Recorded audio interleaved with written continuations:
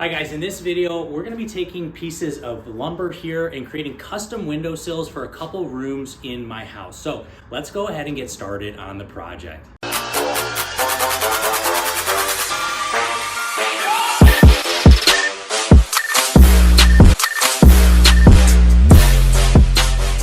So I'm getting everything set up behind me here, and one of the first steps is to make sure that we have a really concise measurement in the area that we want to put that custom windowsill. So I'm going to go inside now. I'll show you guys where I want to put it, and then we're going to go ahead and measure probably 3 different times before we go ahead and start cutting these beautiful pieces of pine wood here. So let's head inside and take a look at the windowsill where we're gonna build out this project. So I'm in my family room right now, and as you can see behind me, I have a big, beautiful 7-foot bay window that brings in a ton of natural light into this family room. And I really wanna highlight and bring some beauty to this window and improve the aesthetic. And one of the best ways to do that is pair something like this with some natural wood. And so that's the purpose of building these custom windowsills. And so I'll show you up close what we're working with in just a second, and then I'll take you into my office where we're gonna work on the second custom windowsill. So let's keep going. So let's take a look at this window. And as you can see, the window is built out in a way that allows it to be recessed and gives us this perfect crisp edge all the way along. And if you really wanted to take on a more sophisticated project, you could do trim around the entire thing, but for our purposes, I like the clean look of just adding a nice wood windowsill here at the bottom. So as I mentioned, it's a 7-foot span, and so I had to go to the store and I got an 8-foot piece. So that's gonna allow us to have a little bit of a decorative overhang on each side by about 3 or 4 inches. And so now I need to make sure that I have a really concise measurement from the total length as well as the depth, because we want it to sit right up against the window, maybe just a couple millimeter gap in case the windows ever need to be replaced in the future. And so we don't want to put it too deep in. I'm just going to be using liquid nails. And so if we ever need to pop it off in the future, it won't be too much effort, hopefully. So I'm going to show you the next room where we're going to put the other windowsill, and then we're going to get started on making some measurements and some cutting. All right, gang, welcome to my office. I'll give you a quick little look around here. I really love artwork, as you can tell. And as you can see, I have this beautiful window again that is facing some of the trees that I've planted. And I just love sitting here at work during the day and staring out across the street and into this window. So as you can see, again, we have this nice crisp ledge that is gonna be perfect for holding a custom windowsill that we're about to build. So if we go up close again, I need to make sure that I have a depth and a total length. And there's our pup Andy there. And so again, this is gonna really bring out just an incredible aesthetic in this room with all that natural light. As you can see, the natural light bouncing off of that ledge already. So when we pair that with some treated wood, it's gonna look amazing. So now, again, I need to make sure that I have an understanding of the measurements, and then we can put everything on the wood in terms of penciling it out and making sure that we have a concise understanding of where we need to cut, where these overhangs are gonna be, how much of an overhang this way, horizontally we're gonna have. And so let's head out into the garage, grab our measuring tape, and then start to take some measurements.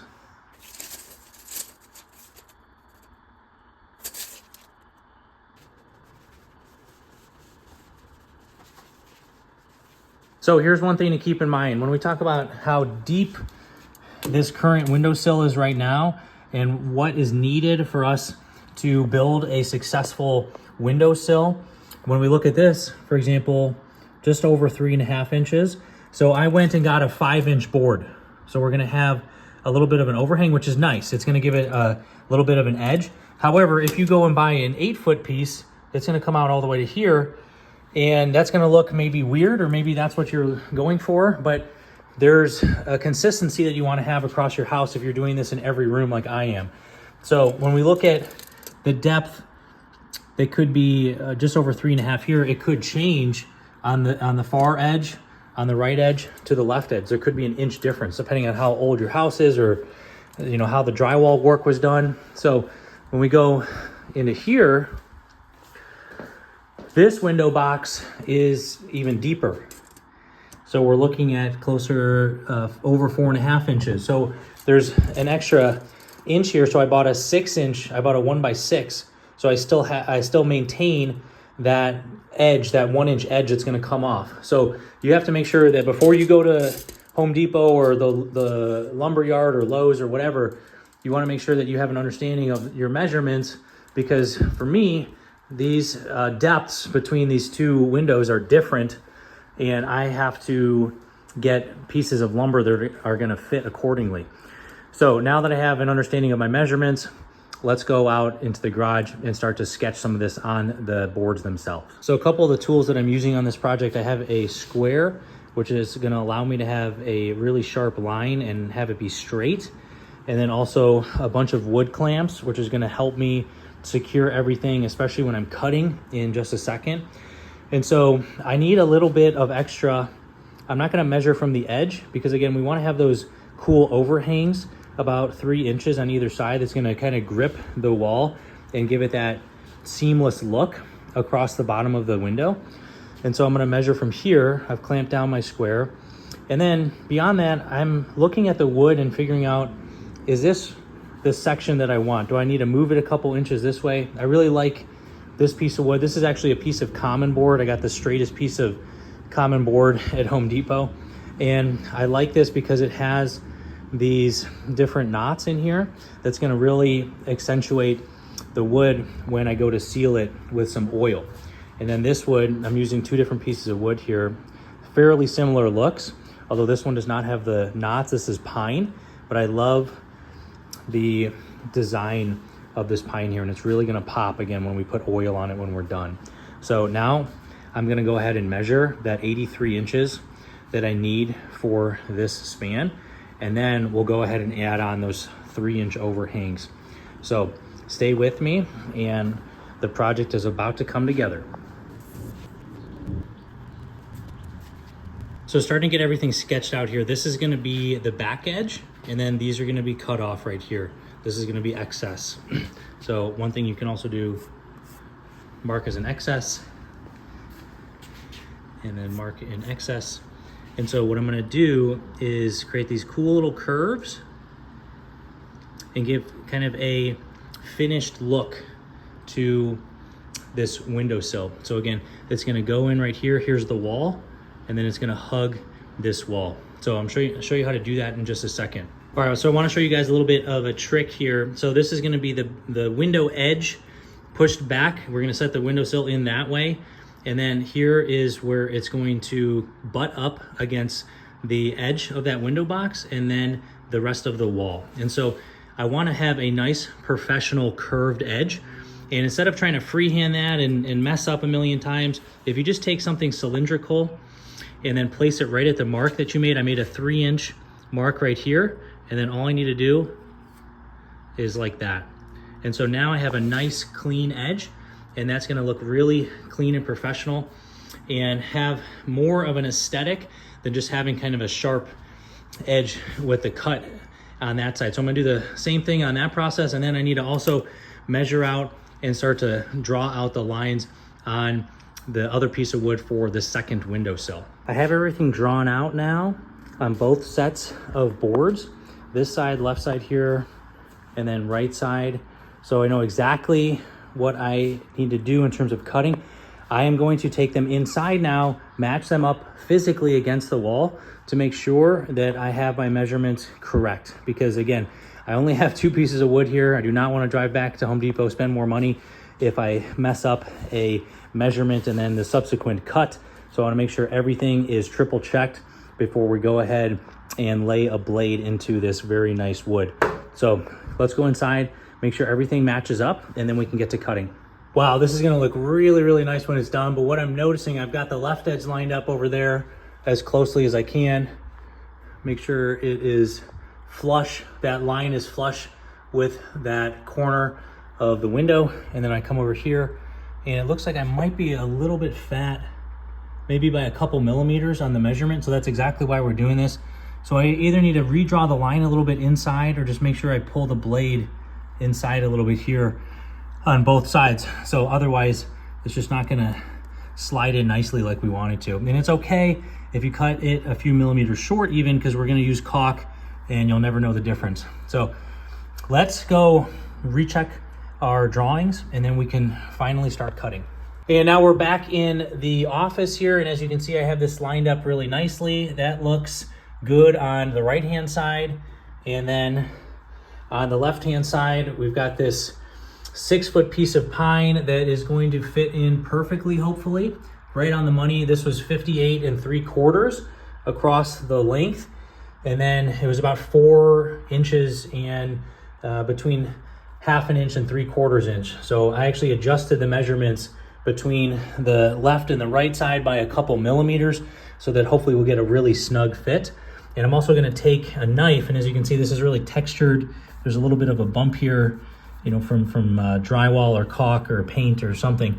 And so I'm gonna carve out with a knife a little bit of a channel so that this will sit in really nicely and have a flat, uniform, consistent fit across this window box. So I'm comfortable cutting based on these measurements. So let's go back outside and start to shape this piece of wood.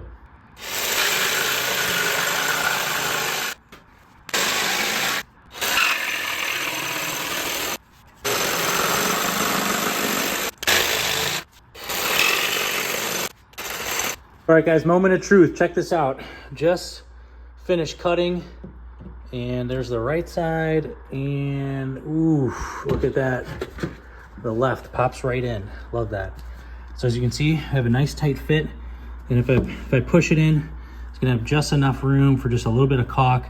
It's a little wobbly right now, and obviously that won't really matter at the end, but as I mentioned, I wanna kind of cut some of this out. There's just a buildup of paint and, you know, debris and drywall, caulk, whatever, on both sides.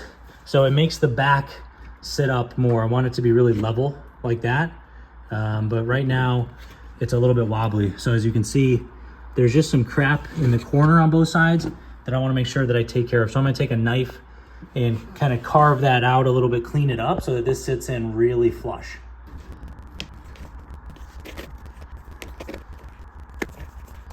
So now I've cleaned up this edge here. There are some blemishes. I have textured walls here. So if you have a really wonky wall and you put in your dry fit windowsill and it's wobbly, it's wonky, make sure that you clean all of this up. So I found that a knife works really well, just a sharp knife. You could use a hammer and chisel. You could sand everything down, but I want to make sure that everything is level. It doesn't, you know, go up in elevation in the back or the front, and just want to make sure that when we glue this down, it's going to look really, really nice. And you know, here is even a little nail popping in, so I need to hammer that or pull it out. So now I know that we'll have a nice crisp area to glue the windowsill down.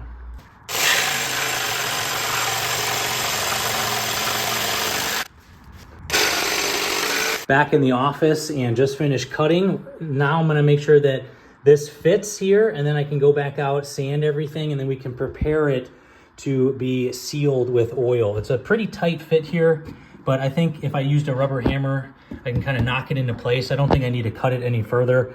I already cut out a little bit of a channel here in the corner. So this is a pretty snug fit. I'm really happy with how both of these pieces came out. Now, as I mentioned, we got to go out and sand and then prep the wood to seal it and then install it. Both pieces of wood are cut to size behind me here, and I'm super excited with how it's coming out. So the next step is to bust out the palm sander and then use some 180 grit sandpaper that's not going to take too much off of the wood.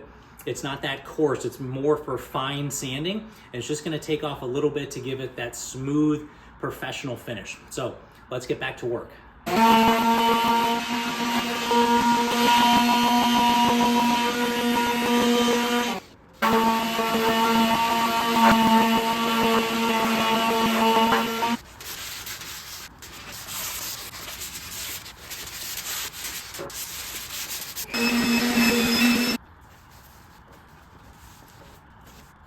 Sanding is now complete, and now I'm going to use some cutting board oil to lather up both of these boards and seal them so that they are protected from any of the elements and can stand the test of time for years to come in each of these rooms. So let's get started with pouring some oil all over these bad boys.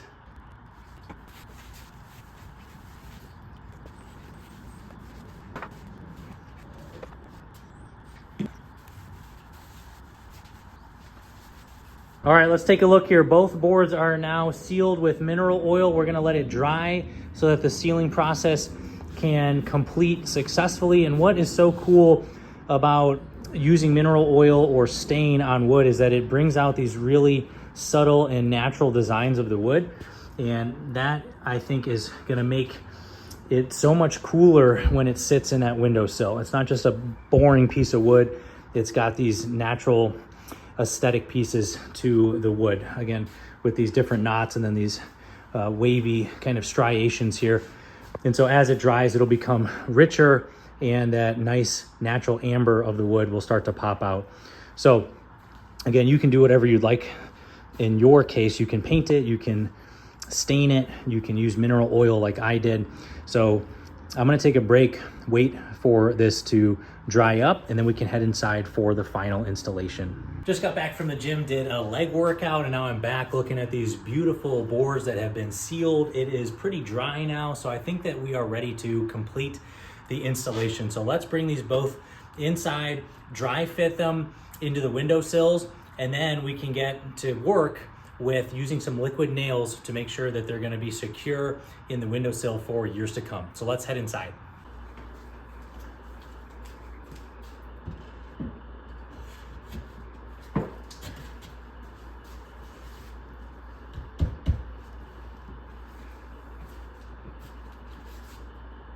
All right, gang, as you can see, I got the 7-foot board dry fitted into place right here. We have not secured it yet. It is still movable, but as you can tell, we did a really good job of cutting this to size here. And there's just a little bit, a couple millimeters that we're gonna fill with caulk on either side. Really tight to the wall, which is nice. And once we push it in a little bit more and then use the liquid nails to adhere it to the windowsill, it's gonna look really nice. And then underneath it, we just have a little bit of an edge that we're also gonna do some caulk down here as well. And that'll help us bring out that final professional look. So I'm gonna go fit the other board to the window in the office, and then we can get started on liquid nailing these pieces to the window frame. As we get started here, here's what I'm using: liquid nails, and then almond colored caulk by DAP. And so that'll do really well to match the coloration here and not have that stark white caulk that you normally see. It'll be more of a natural element and blend in a little bit better. So, Andy, you ready for the project? He's ready. All right, now I've got the liquid nails ready to go. I need to flip the board over and then start laying this stuff down so that we can get this puppy installed.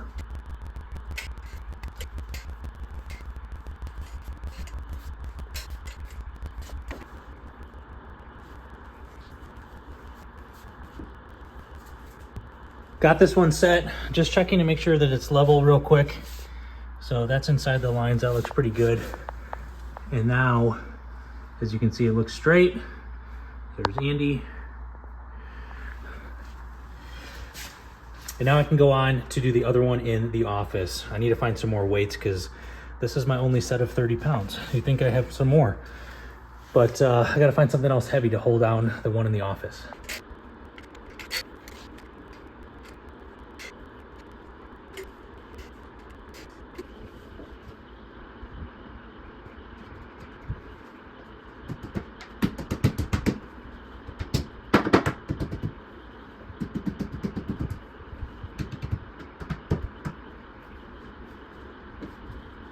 All right, got like 20 pounds of water bottles holding this puppy down.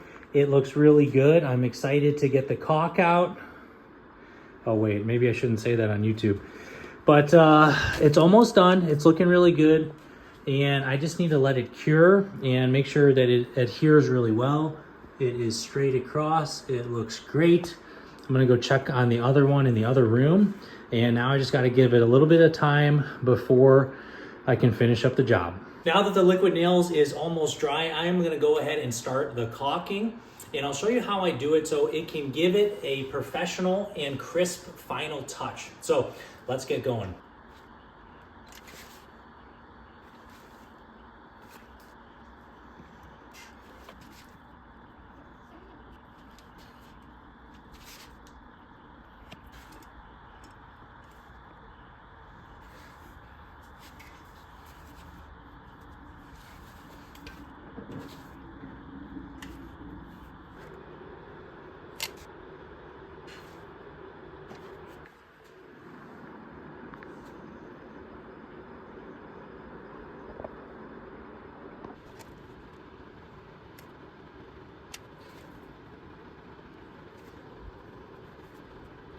The windowsill project is officially done. I have finished here in the office as well as out in the living room. And if you saw my previous video, I did the master bedroom as well as the master bathroom with some beautiful windowsills as well. So now I have these gorgeous wood windowsills throughout the entire house, and I'm really excited with how it came out. So let's go ahead and take a look at the finished product.